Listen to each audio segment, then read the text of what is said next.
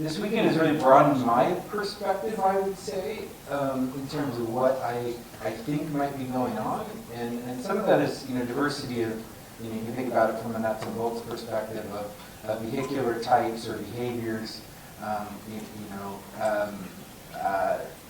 orbs versus tic-tacs versus discs, but also that there seems to be some pretty fundamentally sort of diverse nature of maybe behaviors or interactions.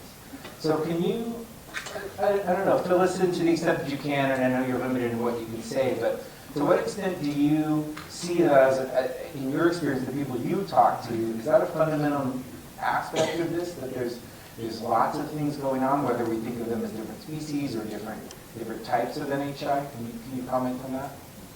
Yeah, certainly this phenomenon is not a singular type source, etc. I mean, many of the people I talked to that were actively working on the program did use the term extraterrestrial when briefing myself and my colleagues, on their activities, and kind of that's the parlance they used within the program. But certainly I'm skeptical of that being the only origin, and that's why I'm happy that non-human intelligence has been used in the Schumer Amendment, because how do you determine origin? Do you believe the origin because your worldview says anything that doesn't look Homo sapien must come from elsewhere? So I'm familiar with obviously the work Jacques Vallée and others have done, and I think certainly many scholars will probably back me up on this, where I think there's this non-corporeal phenomenon.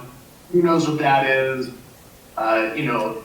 Just like as Jacques Vallée has mentioned in Passport Magonia, right? It could be interdimensional, multidimensional, because the phenomenon shows itself in different forms over the years, from antiquity, witches sitting on chests, which maybe was the progenitor of the modern abduction phenomenon potentially. So I don't think the US government quite has a handle on all the different types of origin of this phenomenon. That is kind of the vibe I got.